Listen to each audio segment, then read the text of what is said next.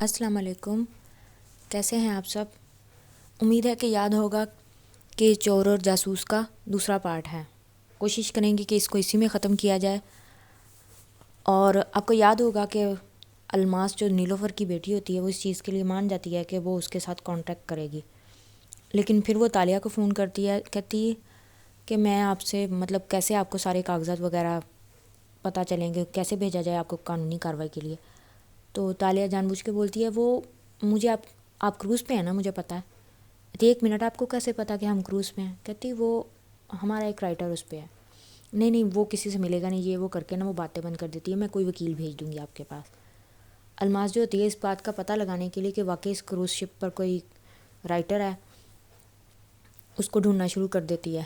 اب جہان جو ہے نا وہ اس رائٹر کا کردار کرنے کے لیے وہاں پہ نا اپنا حلیہ بدل کے بیٹھا ہوتا ہے، اور تالیہ آج وہ کام کر رہی ہوتی ہے جو جہان کرتا ہے۔ وہ اندر کمرے میں ہوتی ہے اور وہ باہر بیٹھا ہوتا ہے۔ الماس اس کے پاس آتی ہے اور اس کو بیٹھ کے کہتی ہے میں آپ کے پاس بیٹھ سکتی ہوں؟ تو جہان کے دماغ میں نا تالیہ کی بات گونجتی ہے، تو مجھے کس کا کردار کرنا ہے؟ ایتی ایک رائٹر ہے نجات غالب، اس نے کافی ڈرامے اور ناولس لکھے ہیں، اس کو کسی نے نہیں دیکھا، الماس اس کی فین بھی ہے، تمہیں اس کا کردار کرنا ہے۔ اچھا، اب اس کے بارے میں ساری لے کے جانا انفارمیشن، یہ نہ ہو بعد میں تمہیں کچھ سمجھ میں نہ آئے۔ الماس اس آدمی کے پاس آ کے بیٹھتی ہے اور کہتی میں آپ کے پاس بیٹھ سکتی ہوں؟ ایسا مجھے کوئی اعتراض نہیں، آپ بیٹھ جائیں۔ ایتی آپ نجات غالب ہے نا؟ جہان کہتا ہے میں کسی کو نہیں جانتا، پتہ نہیں آپ کس کی بات کر رہے ہیں۔ وہ ایک دم سے اٹھنے کی کوشش کرتا ہے، کہتی نہیں وہ بہت اچھا رائٹر ہے۔ نہیں میں تو ایک غریب ریسٹورینٹ اونر ہوں، اگر آپ اجازت دیں تو میں کام کر لوں۔ تالیہ کہتی زیادہ ایکٹنگ مت کرو، مان جاؤ کہ تم ہی نجات غالب ہو، اس کے کان میں بولتی ہے، لیکن جہان اپنی ہی کر رہا ہوتا ہے۔ اچھا اگر آپ رائٹر نہیں ہیں تو آپ نے نجات غالب نام کے رائٹر کا جامنی آسمان ناول پڑھا ہے؟ اس میں اس کا پسندیدہ کردار فردوس آبلہ کا تھا یا لیلا کا؟ تالیہ ایک دم سے سیدھی ہوتی ہے اور وہ ساتھ میں پاپ کارن کھا رہی ہوتی، سوچتی ہوتی کہ کیا کیا۔ 1 منٹ، وہ اس کے دماغ میں کہتی ہے، کان میں بولتی ہے تمہیں اس کی پوری انفارمیشن لے کے بھی گئے ہو کہ نہیں؟ 1 منٹ میں تمہیں فیس بک پہ چیک کر کے کچھ بتا دیتی ہوں۔ لیکن وہ ایک دم سے بولتا ہے الماس خانم، جامنی آسمان غالب نجات کا ناول نہیں، پلے ہے۔ تالیہ بھی کہتی وہ سارا ورک کر کے گئے ہو، ٹھیک ہے لگے رہو۔ اور اس میں اس کو رائٹر کو جو کردار تھا نا وہ پسند نہیں تھا ان دونوں میں سے، اس کو وہ معذور بچہ تھا پسند تھا جو کہانی سنا رہا تھا۔ تالیہ بھی آرام سے بیٹھ جاتی ہے کہ یہ اپنا کردار خود ہی آسانی سے کر لے گا۔ یہ کہتی اچھا آپ کو کیسے پتا کہ اس کو یہ کردار پسند تھا؟ آپ تو وہ رائٹر ہے ہی نہیں، آپ تو ترکی میں رہتے ہی نہیں ہیں نا۔ اتا آپ کو کس نے میرے پاس بھیجا ہے؟ کہتی زینب کامران نام کی ایک پبلشر ہے، انہوں نے بھیجا ہے۔ اتا میری مانے تو آپ اس سے نہ پبلش کروائیں اپنی بک، وہ بہت ہی پاگل ہو رہا تھا، یہ وہ کافی بری باتیں اس کے خلاف بول رہا ہوتا ہے، اس کو اس کے شوہر نے چھوڑ دیا، اس کے خلاف ہر وقت باتیں کرتی رہتی ہے۔ تالیہ کہتی مجھ سے بدلے بعد میں لے لینا، تم میری تعریف کرنے کے بجائے الٹا ان کو میرے خلاف بھڑکا رہے ہو۔ جہان کچھ نہیں کہتا، بس اس کی برائیاں کری جاتا ہے۔ تو الماس جو ہوتی ہے نا وہ ایک دم سے چپ کر جاتی ہے۔ آپ کہتا ہے آپ اس کی بجائے نا اس کے باس سے بات کر لیں، وہ زیادہ بہتر ہے، یہ کہہ کے بھیج دیتا۔ پھر جیسے ہی ہوٹل کے روم میں واپس آتا ہے تالیہ اس سے جھگڑنا شروع کر دیتی، یہ تم نے کیا کیا؟ میں نے تمہیں وہاں پہ اپنے لیے کنونس کرنے بھیجا تھا کہ یہ کرنے بھیجا تھا کہ تم الٹا میرے بارے میں باتیں کرو؟ اتا تم کتنی جلد باز ہو نا، اب دیکھتی جاؤ میں کرتا گیا ہوں۔ اتی سارا تو تم ان کو کہا ہے کہ مجھ سے بک ہی نہ چھپواؤ، تو مجھے کتاب کب دیں گی؟ اتا تم چپ نہیں رہ سکتی تھوڑی دیر کے لیے؟ بس تم نا چپ کر جاؤ، دیکھو کیا کرتی ہے، ابھی تمہیں اس کی فون آئے گا۔ پھر اس کو فون آتا ہے، اور جیسے ہی فون آتا ہے تو وہ اس کو ترکش بن کے بات کرنی ہوتی ہے، تو الماس اپنی ماں کو فون دیتی ہے اور کہتی ہے نیلوفر بات کر رہی ہوں۔ تو آگے سے کہتی مرحبا زینب، میں زینب، کیسی ہیں آپ؟ کہتی میں ٹھیک ہوں، لیکن میں سوچ رہی ہوں کہ آپ کو اپنی بک نہ دیں، آپ کے باس کو دی جائے۔ کہتی ہاں دے دیں، میرا باس بھی ایسا ہی ہے جو مردوں کے معاشرے میں عورتوں کو بڑھتا ہوا نہیں دے سکتا۔ تو ایک دم سے اس کو ایموشنلی اتنا باتیں کرتی ہے نا کہ عورتوں کو آگے بڑھنے ہی نہیں دیتے۔ کہتی نہیں میں اپنی بک آپ سے ہی چھپواؤں گی۔ تو جہان اس کی طرف دیکھ کے کہتا ہے دیکھ لو میں کیا کرنا چاہتا تھا، جو میں کرنا چاہتا تھا وہ ہو گیا نا۔ تو فون بند کے کرتی تالیہ کہتی تم کبھی کوئی بات سیدھے طریقے سے نہیں بتاتے؟ اتا میں نے ایسے ہی کام کرنا ہے، اگر تمہیں میرے ساتھ کام کرنا ہے تو کرو۔ وہ دونوں پھر رات کو بیٹھے ہوتے ہیں اکٹھے۔ کہتی تمہیں کسی نے میرے پاس آتے ہوئے دیکھا تو نہیں؟ کہتا میں تم سے زیادہ دھیان رکھتا ہوں.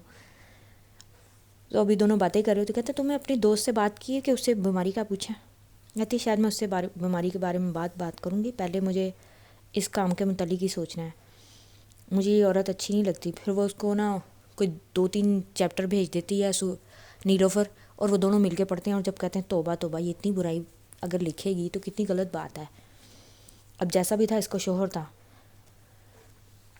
اس کو سمجھاتا ہے کہ نہیں وہ بہت بری ہے.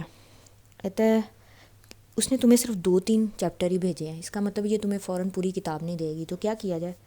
کہتا چلو چھوڑو، ایک اور کام کرتے ہیں، ہم دونوں کل گھومنے نہ چلیں، ایک مندر ہے. کہتی نہیں مجھے مندر میں نہیں جانا.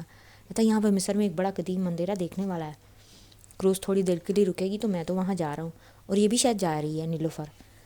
پھر وہ نیلوفر کو لے اپنی اگلے دن جاتے ہیں تو یہ مندر کے باہر کھڑی ہوتی ہے. کہتا میں اندر جا رہا ہوں، میرے پیچھے مت آنا، یہ کہہ کے نا اس کو جہان چلا جاتا ہے. تو نیلوفر وہاں لوگوں کے بیچ میں نا کھڑی کہہ رہی ہوتی ہے اپنی بیٹی کے ساتھ، دیکھنا میری جب کتاب چھپے گی نا تو صوفیہ رحمان اس کے باپ کی کتنی بدنامی ہوتی ہے. یہ وہ ابھی باتیں کر رہی ہوتی ہے.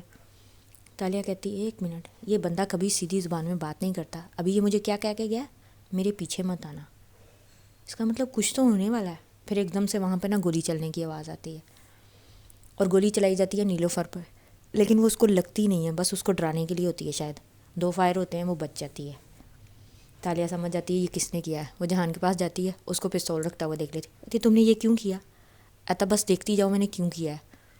اب جیسے ہی جہان وہ دونوں اس سے جھگڑی تھی، کہتی تم میرا کام خراب کر رہے ہو کہ کام ٹھیک کر رہے ہو؟ کہتا تم چپ کر کے دیکھ نہیں سکتی میں کیوں کر رہا ہوں؟ تمہیں کام جلدی کرنا ہے نا، تو میں جلدی ہی کروانے کی کوشش کر رہا ہوں.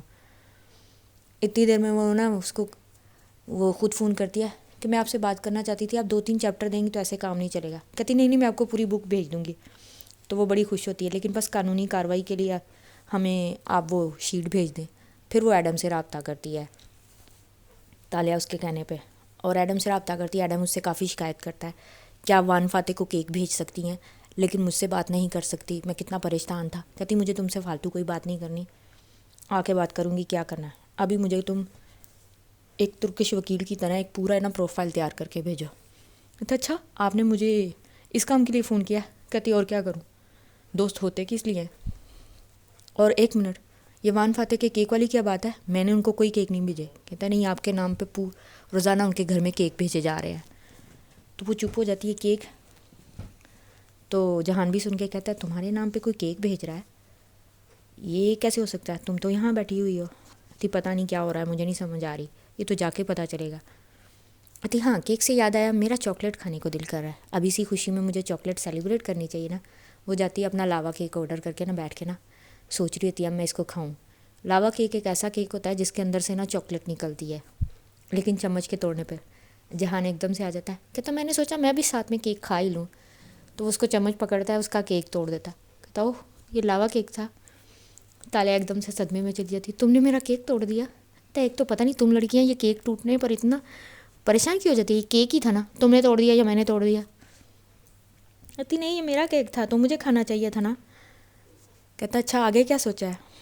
کہتی بس میں کچھ سوچ رہی ہوں، مجھے پوری کتاب دے گی تو اس میں صوفیہ رحمان کو کیا فائدہ ہوگا، اس کے باپ کی بدنامی تو نہیں ہو پائے گی، تو میں سوچ نہیں ہوں کہ اس کا کچھ اور کیا جائے. کہتا کیا کرنا چاہتی ہو تم؟ کہتی اب دیکھتے جاؤ میں کیا کرتی ہوں. تو جہان کہتا میں تو یہیں تک ہوں تمہارے ساتھ، اس کے بعد میں تمہارا ساتھ نہیں دوں گا.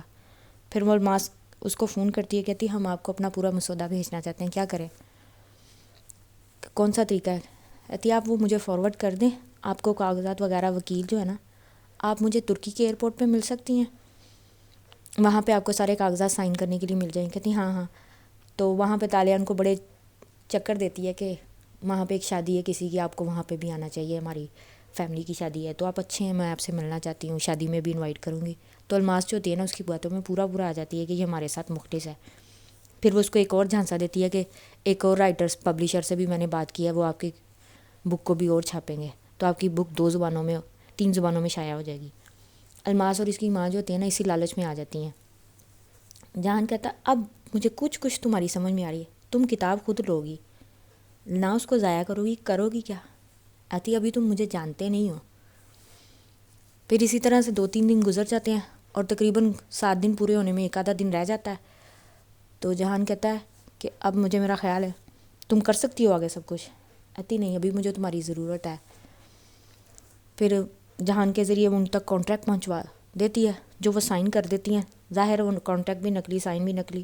اس کے بعد اس کو پوری کتاب مل جاتی ہے اور وہ دونوں رات کو بیٹھ کے پوری کتاب پڑھتے ہیں اور کہتے ہیں توبہ توبہ یہ کیسی عورت ہے.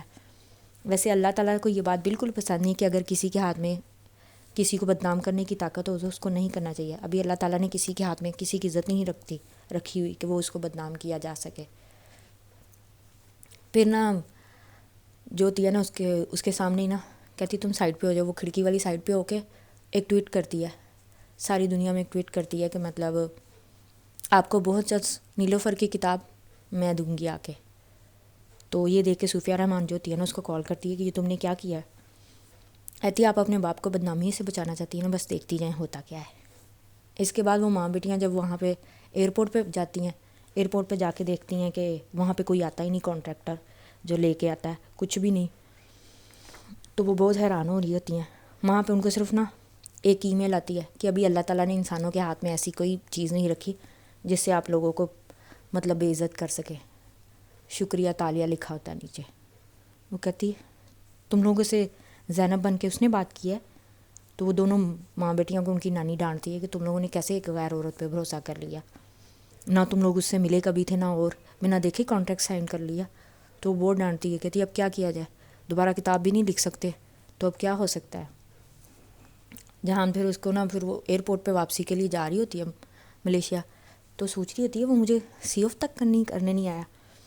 تو اس کے پیچھے نا جہان آتا ہے اور اس کو کہتا ہے کہ میں اس کی بڑی تعریفیں کرتی ہے. کہتے تم بہت اچھے ہو, تم نے میری بہت بڑی مدد کی ہے. کہتا مجھے لگتا ہے تمہارے سر پہ چوٹ لگ گئی ہے. مگر خیر میں نے کچھ نہیں کیا, تمہارا پلان تھا سارا, اداکاری بھی تمہاری تھی.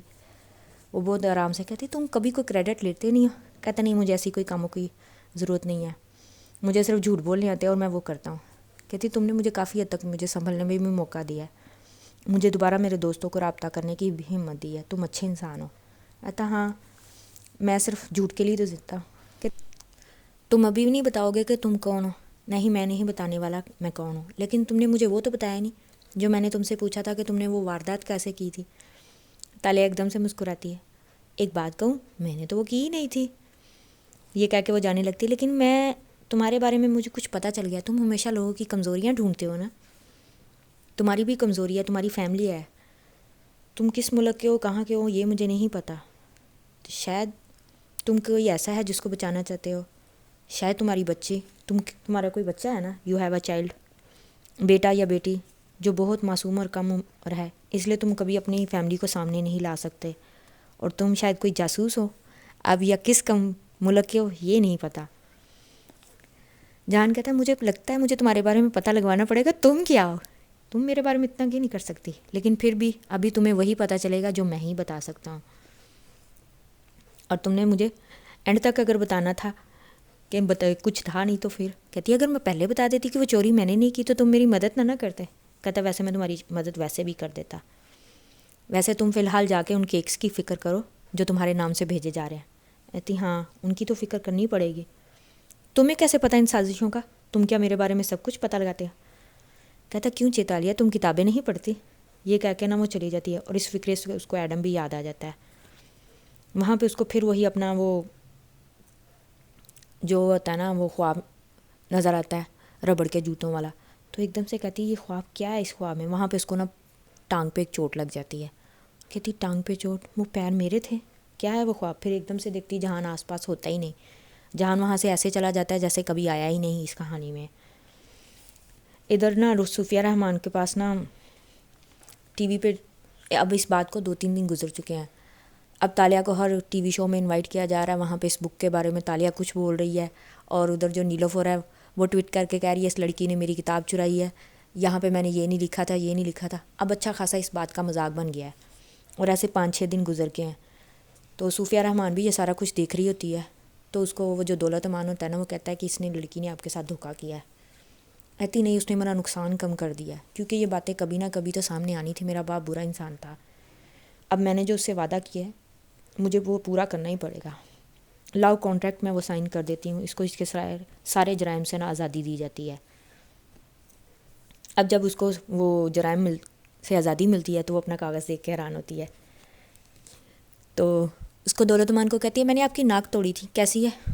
کہتا ٹھیک ہے. کیونکہ وہ جاتے جاتے دولت امان کو مار کے گئی ہوتی ہے, کیونکہ اس نے ہمیشہ دھمکی حنان کو دی ہوتی ہے لیکن دولت امان کو مارا ہوتا ہے کیونکہ اس کو زیادہ دولت امان نے ٹارچر کیا ہوتا ہے نا. کہتا لے تو رہی ہیں آپ, مجھے لگتا ہے کلین چٹ, لیکن آپ ایسی رہ نہیں سکتی کیونکہ آپ ایسی ہیں جو کبھی سدھر نہیں سکتی. آپ کو چور راستوں سے آنے کی عادت ہے, آپ کبھی سیدھے راستے نہیں اپناتی. پھر اگلے دن نا وہ ایڈم سے ملنے جاتی ہے. ایڈم اس کو دیکھ کے بڑا خوش ہوتا ہے, آپ آ گئیں واپس, مجھے پتہ کیوں نہیں چلا. کہتی ہاں میں آ گئی. تو اچھا ہوا آپ آ گئی ہیں, کیا آپ وان فاتح سے ملی؟ کہتی نہیں, مجھے بلکہ تمہارے ساتھ ایک بات کرنی ہے. میرے نام سے جو کیک بھیجے جا رہے ہیں وہ میں نہیں بھیج رہی, تم تحقیق کرو کہ کس نام پہ ہو رہے ہیں. کہتا پتہ نہیں, آپ کے کریڈٹ کارڈ سے جا رہے ہیں. کہتی مجھے لگتا ہے اسرا مجھے پھنسا رہی ہے, کچھ نہ کچھ تو ایسا ہے جو وہ کر رہی ہے, اور اب مجھے وہ دیکھنا ہے کہ وہ کیا کر رہی ہے. کہتا آپ نے تو نیلوفر کو کسی کام کا نہیں چھوڑا. کہتی مجھے کچھ کرنا ہی تھا نا, اور اب مجھے گورنمنٹ کی طرف سے کلین چٹ مل گئی, اب میں جو مرضی کر سکتی ہوں. ایڈم کہتا ہے یہ تو اچھی بات ہے کہ آپ بالکل آزاد ہو گئی ہیں اپنے سارے جرائم سے. کہتی ہاں یہ تو ہے. کہتا میں بھی ایک کتاب چھاپ رہا ہوں. میں نے وان فاتح کو وہ کاغذات دیے تھے لیکن انہوں نے یقین نہیں کیا میرا. کہتی کیا مطلب, کیسی کتاب؟ کہتی ان کے پاس ایک آف شور کمپنی ہے اور وہ اس کے بارے میں بتا نہیں رہے صحیح طرح سے. ادھر وان فاتح کی رہائش گاہ پہ نا تالیہ جو ہوتی ہے نا اس کو فاتح کو میسیج کرتی ہے واٹس ایپ پہ کہ میں آپ سے ملنا چاہتی ہوں, اور آگے سے اس کو کہتا ہے کہ گھر پہ آ جاؤ, میں گھر پہ ہی ہوں. وہ جیسے ہی گھر پہ آتی ہے آگے سے اس کو گارڈ جو ہوتے ہیں نا اسٹڈی میں لے جاتے ہیں. اسٹڈی میں جا کے دیکھتی ہے اسرا سامنے ہوتی ہے. تو کہتی آپ وان فاتح صاحب کہاں ہیں؟ کہتی میں نے تمہیں بلایا, فاتح کا وہ نمبر میرے پاس ہے, اور فاتح نے نمبر بدل لیا, شاید تمہیں معلوم نہیں, تم نہیں تھی نا اس لیے. کہتی مجھے سمجھ نہیں آ رہی آپ کرتی کیا پھر رہی ہیں, وہ کیک آپ کیوں بھیج رہی ہیں میرے نام پہ؟ کہتی تم نہیں بھیجتی, تم نے ہی تو بھیجے ہیں کیک. پھر اسرا چلتی چلتی ایک الماری کے پاس جاتی ہے, ایک شیشہ اٹھا کے پھینکتی ہے. کہتی آپ اپنی بیٹی کو مروایا اور اب آپ آریانہ کے قتل میں آپ نے آریانہ کو قتل کیا. کہتی تمہیں سب کچھ پتہ ہے نا, تم میرے اور فاتح کے بیچ میں آنا چاہتی ہو, دیکھنا میں کیا کرتی ہوں. پھر وہ اٹھا کے چیزیں پھینکتی ہے. تالیہ کہتی ہے یہ پاگل ہو چکی ہے اور کچھ نہیں. تالیہ وہاں سے ڈر کے واپس آ جاتی ہے اور نوکر سارے یہ تماشا دیکھتے ہیں. کہتی تم مجھے اور اس کو دور کرنا چاہتی ہو نا, تم فاتح کو مارنا چاہتی ہو نا. یہ باتیں سنا کے تالیہ واپس آ جاتی ہے اور آتی ہے. وہ وان فاتح کو کسی طرح سے فون تو کر نہیں پاتی لیکن اس کو ای میل کر دیتی ہے کہ آپ وہ کیک مت کھائیں, میں نے نہیں بھیجے. لیکن جیسے گھر آتی ہے اس کو کہتی میں اس سے کیسے ملوں, اب تک تو شام ہو گئی ہے, وہ گھر آ گئے ہوں گے تو مجھے ان سے ملنا ہی چاہیے. پھر وہ اپنا ایک جو سوٹ چوریاں کرتے ہوئے پہنتی ہے وہ سوٹ نکالتی ہے, اس کو پہنتی ہے, ساتھ میں وہی ربڑ کے جوتے جو اس کے خواب میں نظر آتے ہیں. جیسے ہی باہر نکلتی ہے بارش بھی ہو رہی ہوتی ہے, اور وہ کہتی ہے میرا خواب, تو کیا وہ خواب میرے بارے میں تھا؟ اگلے دن وہ جب وہاں پہ جیسے ہی اس کو پہنچتی ہے تو اس کو دولت امان کی باتیں بھی یاد آتی ہیں جو کہتا ہے کہ آپ کبھی نہیں بدل سکتی, اور اب اگر آپ کوئی بھی جرم کریں گی تو آپ بہت بری پھنسیں گی. اب آپ کو صوفیہ صاحبہ بچانے نہیں آئیں گی, اور اب آپ جو مرضی کر لیں, میری آپ پہ نظر ہوگی. ادھر جیسے ہی نا وہ فاتح کے گھر آتی ہے, چوری چھپے چھت کے اوپر آتی ہے تو دیکھتی ہے وہاں پہ ایک باڈی ہوتی ہے, سارے اس کے نا سائڈوں پہ کھڑے ہوتے ہیں جن میں دولت امان اور اشر ہوتے ہیں. تو ایک دم سے پریشان ہو جاتی ہے, یہ باڈی کس کی ہے؟ وہ دور سے ہی دیکھتی ہے تو اشر کے اس کو دولت امان کو پوچھ رہا ہوتا ہے میری کاکا کو زہر کس نے دیا. وان فاتح بھی ساتھ کھڑا ہوتا ہے, اور جب وہ فاتح کو زندہ دیکھتی ہے, اگر کہتی وان فاتح زندہ ہے تو مرا کون ہے؟ تا زہر. وان فاتح کہتا ہے کیسا زہر؟ تو سنا ہے کیک میں بھیجا گیا تھا زہر, اور اسرا صاحبہ کو اسی چیز نے مارا ہے. تو ایک دم سے اسرا کے چہرے سے وہ اٹھایا جاتا ہے اور اسرا مر گئی ہوتی ہے. تالیہ پریشانی سے اپنے منہ پہ ہاتھ رکھتی ہے. تو اس کا پلان اپنے آپ کو مارنے کا تھا, اس کو اپنی ہی جان سب سے زیادہ قیمتی تھی, تو اس نے اپنے آپ کو کیوں مارا؟ فاتح کو ایک دم سے نا لگتا ہے, کہتا لیکن یہ غلط ہے, کیک میں زہر نہیں ہو سکتا, کیک تو میں نے بھی کھائے ہیں. دولت امان کہتا ہمیں آپ کا بھی چیک اپ کروانا پڑے گا, ہو سکتا ہے آپ کے اندر بھی زہر ہو. تالیہ کہتی نہیں, اس نے اپنے آپ کو مارا ہے, اور میں بھی وان فاتح کے جسم میں بھی زہر مل جائے. وہ بھی یہی سوچ رہی تھی تو وان فاتح کی نظر ایک دم سے اوپر پڑتی ہے, تو اس کو دیکھ کے کہتا ہے, اشارے میں کہتا ہے کہ چلی جاؤ یہاں سے ایک دم سے. تو وہ وہاں سے چلی جاتی ہے. اس کے جانے کے بعد وہ دولت امان بھی اوپر دیکھتا ہے, آپ کا کوئی اوپر ہے؟ وان فاتح کہتا نہیں. اب تالیہ اس کی نا کیس میں پھنس چکی ہے, اور فاتح پوچھتا ہے کہ اب مجھے بتاؤ کہ اس نے اپنے آپ کو کیا تمہیں فون کر کے کہا تھا، ایسا کیا ہوا تھا؟ تو دولت امان اس کو بتانے لگتا ہے. یہ پارٹ یہیں پہ ختم ہو جاتا ہے. اس کا نام چور اور جاسوس تھا. اب اس پارٹ کے اینڈ پہ اسرا مر چکی ہے. اسرا کیسے مری اس کا خلاصہ تو آپ کو نیکسٹ پارٹ میں ہی ملے گا. اگر آپ کو کہانی اچھی لگی ہے تو like, subscribe, share my channel. Take care. اللہ حافظ.